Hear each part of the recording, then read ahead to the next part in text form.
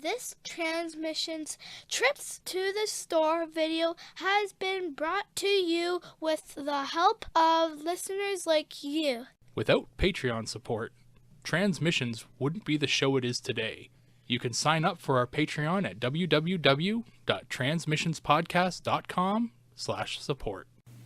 Welcome to the Transmissions Trips to the Store. This is the section of our podcast where we talk about what we got this week. This is a part of our larger audio show that you can download at transmissionspodcast.com, or recently I've been putting them up on our YouTube channel too. And we like to just do this part where we can actually see what we're talking about. As always, Transmissions is supported by our listeners at Patreon. So if you want to join us, go over to Patreon or go over to transmissionspodcast.com/support, and that'll kick you over to our Patreon page where you can support us. And we are trying to do a new show called Transmissions Declassified. It's a panel show about a single topic. We have a pilot up that is about the live action movies, and if we reach 60 Patreon supporters, we were going to commit to doing it as a monthly show. So if you want to listen to that, you can go over, listen to the first show, and if you like it, please support us. So with that said, I think we do have a special guest this week. Charles and Yoshi are not here, so we are welcoming Vangelus from the WTF TFW podcast. And if you search Vangelus online, I'm sure you come up to his videos. So thanks a lot for coming on. No problem. Glad to be here with both of you guys to talk about some toys. All right, great. So Darryl has a smirk on his face, like maybe he's got a lot of stuff. So I'm gonna go to Vangelus first. I think I clicked on the wrong. Yeah, I clicked on the wrong thing. I'm making Darryl have to edit this, which we all know he doesn't do. Yeah, hi. All right. I got a couple things I can talk about. I found some new retail Transformers recently. Found Legends Brawn. Found him at a Toys R Us, so he's out in Canada for certain, sure, even though lots of people found him already. And because of the sale going on, I also got Berserker. Would you like some making fudge? Berserker. Brawn is extremely normal. He does a whole lot of completely average things very well, and there's nothing really wrong with him. I guess I felt like I was going to get something more. If I had any problems with him, in fact, it's that his little cockpit that opens up to put the other Brawn inside, it doesn't click down. So if you have another little guy inside of here in robot mode, and things wriggle too much and they're not locked in, I actually had his little Brawn fall out of him at one point, and that was kind of embarrassing. Also, the holes on mine seem to be a little bit too big. I can't get things. I try to insert things into Brawn in every single hole I could find, and it keeps falling out. So I don't know if it's me or if it's Brawn. We got to have a conversation about that. As for Berserker, I like this guy's robot mode a lot. I put up a couple photos on Twitter and Instagram. His vehicle mode, as you can see, is fine. It's actually kind of cool how much he compacts down. It's a really neat transformation. The problem is, let me see if I can do this. I haven't tried this before, but with Wheelie, Titans Return Wheelie, good-looking modes, but if you took his car mode, even if you have a good one like me, and you squeeze it, then he looks like he was, like every single panel comes undone, and he's like a crushed little car. This guy... you're not going to see it in the webcam, but it is similar. Every single little panel connection on him comes apart really easily. There is kind of a trick to get everything balanced, but you have to connect a panel here, a panel here, a panel here, a tab, and a panel, and then two tabs up here. And as you do the circle around, if you do follow the instructions, do the circle around him of trying to connect everything, by the time you get back here, suddenly this one is undone again, or I guess for the camera. I hate that. You start here, you go around, and then, oh, this is undone. I'll pop that in. Pop, and then the one over here came out when you did that. This guy relies on tabs that are support. They're like good supporting tabs, but there's no main click anywhere. And I could see it being a massive point of frustration for a lot of people, considering it was a point of frustration for me, and I thought Wheelie was fine. This guy is like Wheelie, but 8 times as dense with tabs that don't necessarily always work. But his robot mode is so good. I really can't recommend him for retail price at the Premier Edition markup. But since I'm in Canada and they are going on sale all the time, it was a lot easier for him to go on sale, plus use one of those coupons to get some percent or some dollars off. Once he became under a $20 toy, this all became a lot less critical and just more irritating. His robot mode is great, and if that's what you're after, then you got it. But his transformation is unfortunately quite annoying. The only other thing I have to show is I'm finished making a custom of a Mountain Dew machine, and the main thing about this is I used some Shapeways parts. I'll just get the head out, see if you can see that. I took some photos as well on my Twitter page. But Trent Troop has a Shapeways store. You might know him from some stuff he's done Transformers-wise or from B-Mog. And he's got a Shapeways store called Prize Inside, where this gun and this head are printed... Oh, that's fuzzy as hell. They're printed in high-def black acrylate, which is my current favorite Shapeways material. It looks a lot like production plastic, especially when it's been painted up. And this gun, especially, is pretty fun because...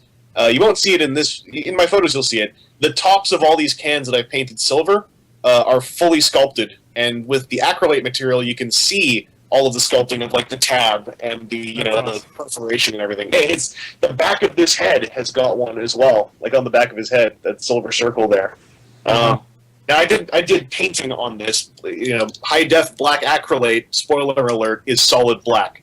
And it's also got a thing where, unlike Shapeways material, as many people know it, the powdery material, it doesn't have that grainy finish, but it does often on one surface, on the three-dimensional space it's occupying, it'll have kind of a pock marking that you need to shave off or file down. And I would highly recommend, doing a full, sanding and priming of the piece before you do paint it. But the end result looks great on something that's going to be attached onto a production toy. Like for replacement heads or for replacement Titan Master faceplates, high-def black acrylate is a godsend to those artists. It's it's a pricier material than your average like white, strong, and flexible. But like with that new head, plus the label set, plus I did some extra painting for his legs and for his arms to get rid of a lot more of the light gray. I think this looks super sharp, and I'm really proud of it because I made it too. So was that one of the Combiner Wars tapes? Yeah, this was a rewind. Rewind, yeah. It's cool. He's the best one to make this out of because he's got a lot of parts that are already black, and black goes great with Mountain Dew green. So and the labels were repro labels?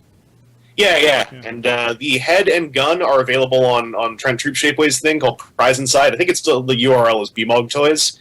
And the thing to know is that there is a two-pack. There's like one item which is both of them, but since they're both attached by a little piece, that item is not available in high-def black acrylate, and you don't have to get that if you don't want to. But if you want that material, you have to go to their separate item pages. And those were sent over to me by Trent because he said, hey, I want to send you some stuff. So for full disclosure, I did not pay for those. But I did pay for the paint, and I put in all that labor. So whatever. It looks great. Maybe I'm a shit. Yeah, thank you. It was a lot of fun to do. I've been going kind of nuts. I'm doing that thing where I've got the big long barbecue skewers with an alligator clip super glued and taped to the end and a big styrofoam block to stick them in for when I'm spray painting things. When someone walks in your living room and that's sitting on a table, they think you're a crazy person.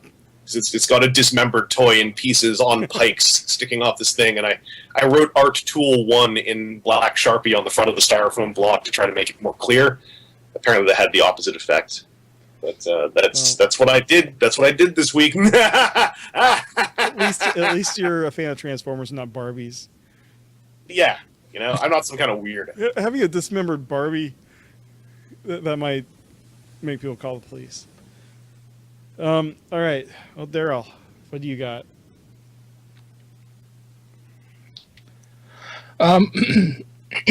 So I got a couple comic books this week.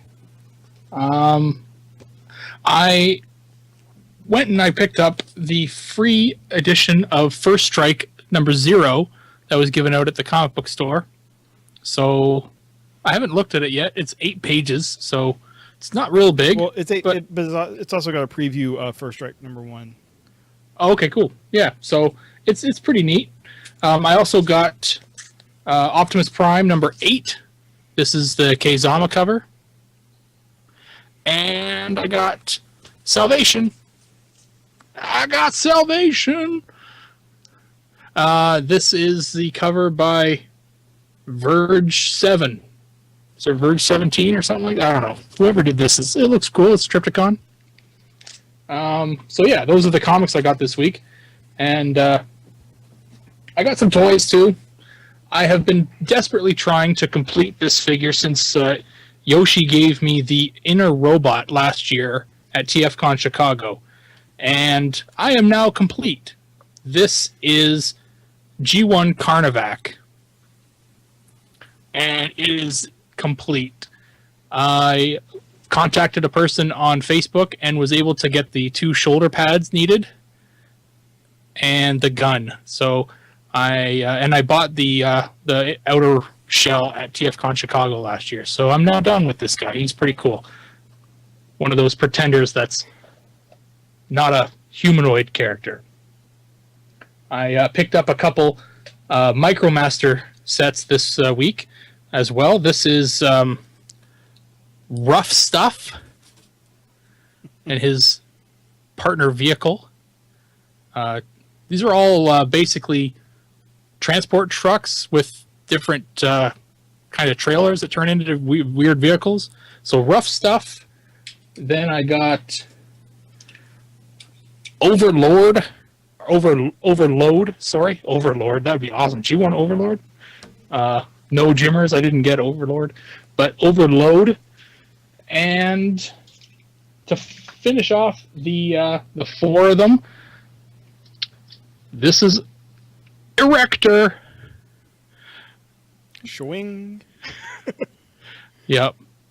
So, yes, there are 4 little Micromaster sets that are basically one guy with a partner vehicle that transforms into 2 different things. I now have all 4 of them. The other one is Flat Top, which I've had for a while. And Flat Top's the only one I don't have. Oddly. Really? Yeah, I had Overload and Rough Stuff when I was a kid, and I got Erector at it was at some store that shouldn't have had Transformers anymore, and it was like from leftover stock.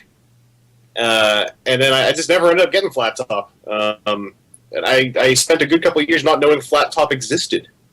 Oh. I could probably arrange for you to get it if you really wanted it. But if you, it's I know the store that I part time at. They have another one. So, yeah. Now that I'm saying all this, it's going to turn out I do have a Flat Top. Like that's how it works. Yeah, you'll have one buried. It's one of those ones that everybody had.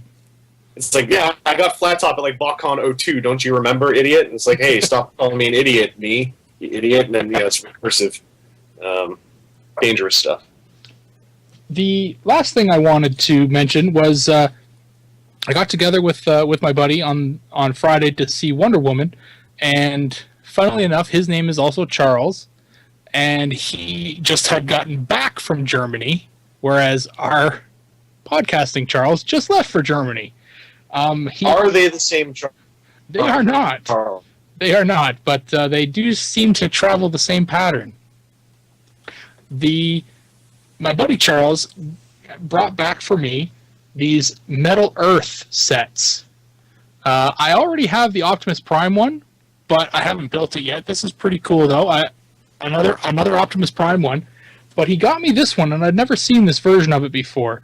This is Bumblebee, but in gold. That's a gold bug. It's a gold bug. So I think that's really cool.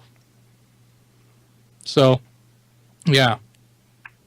I don't know. I think it's pretty neat. I think I know who got you that Optimus Prime. I think I do too.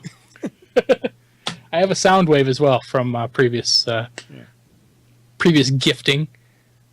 But yeah, so that's what I've got this week. All right. I'll click the button. There we go. All right. I finally made it to the comic shop, and I have a couple things. I also got First Strike. I would say that if you notice the bottom right hand corner of this, there's a character there. So if you read the preview for issue 1, it might spoil some current Transformers events. And that's all The I'm gonna say about bottom right. the bottom right of the cover has a character that is indisposed currently in IDW Comics. Oh, I gotcha. So I also got Salvation, which we are going to be talking about in alt mode this week. I got the regular cover. This is a nice thick book. I think it's like 50 pages or something. That's crazy. It's a novel, man. And then I also got the same Optimus Prime number 8 that Darryl got. And then I got this box from Yoshi. And I'm going to be parceling some things out. But one thing I got in here is this thing that says, to be opened and read aloud at TFCon. So that's what I'm going to do. So at the very least, Darryl and I are going to get to enjoy this. There's a bunch of other stuff. He sent me a couple Value Village pencils.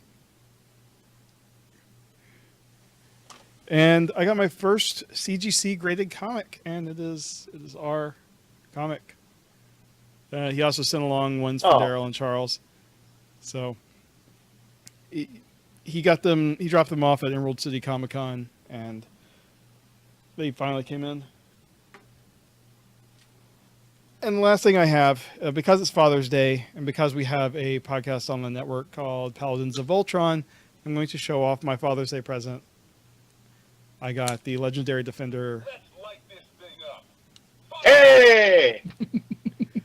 Yeah, I'm pretty happy with this, and I was surprised that it's actually made well enough to hold up to a 3-year-old playing with it.